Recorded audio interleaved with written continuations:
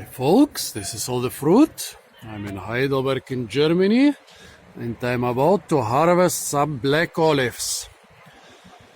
Well, olive cultivation is not really typical for Germany. There are some hints that it might have existed on a small scale in Roman or medieval times, but not really on a commercial scale. Nowadays there are a lot of people planting olives in their gardens. Actually not so many anymore.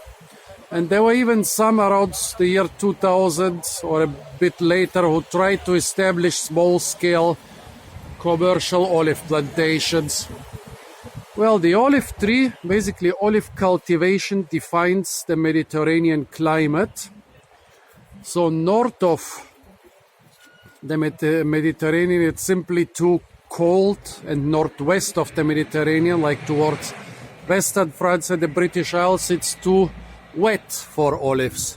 So the German climate is not really good for olives. That's why our gardeners here in Heidelberg plant the olive in a giant pot, and in a couple of weeks they're gonna move it to some greenhouse.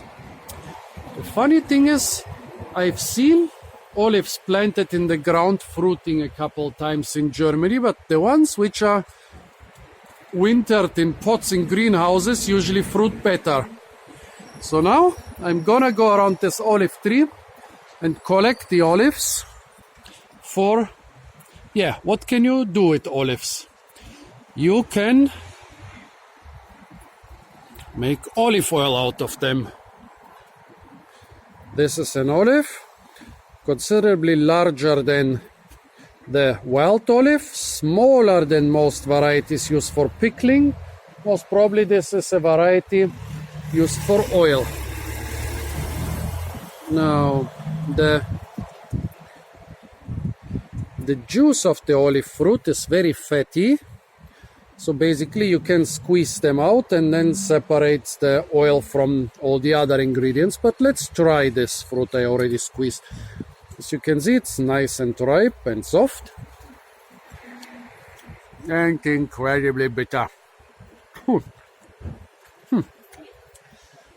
It basically tastes like a bitter avocado. You can taste the fat. You can taste this grassy taste, which is so typical for avocados. It's all there. But the olive is also bitter. Yeah, imagine a bitter avocado. The taste is exactly like a bitter avocado.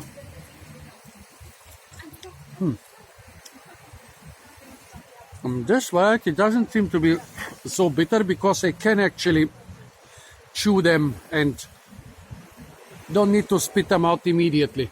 It's not so unpleasant. If the bitterness wasn't there, you could actually use them as avocado substitute. So maybe it actually is a pickling variety. Well, why do you pickle olives? Well, those are still too bitter to use. So basically, you leach them out in water for a couple weeks while changing the water every day. And after that, you can put them in olive oil or in salty brine and use them and eat them. Eat the pickled olives. With the wild olives, it's quite impossible to do this. I leached out wild olives for 3 weeks, and after I pickled them, they were still incredibly bitter and non-usable. Those here, I guess I just have to leach them for a week or so, or 10 days, and they will be good. I'll try to take mostly the ripe ones. What is interesting, that on a lot of those olives, where did I see this? There are traces that some animal has already enjoyed them.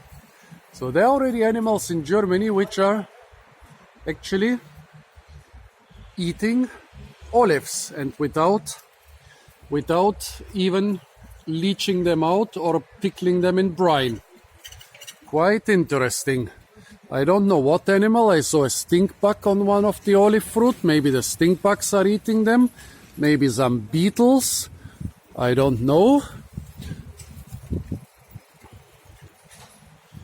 So I'm gonna collect as many of those ripe or almost ripe fruit. They are almost ripe. They are not 100% ripe. Then I'm gonna leach them out for like 10 days and then I'm gonna put them in brine and enjoy some nice and tasty olives, which taste no different than the ones from the supermarket if I do everything right. So folks, I'm finishing this video because I need to harvest this olive tree. Stay tuned for a lot more fruit videos from the parks and gardens of Heidelberg. And don't forget to like, share, comment and subscribe.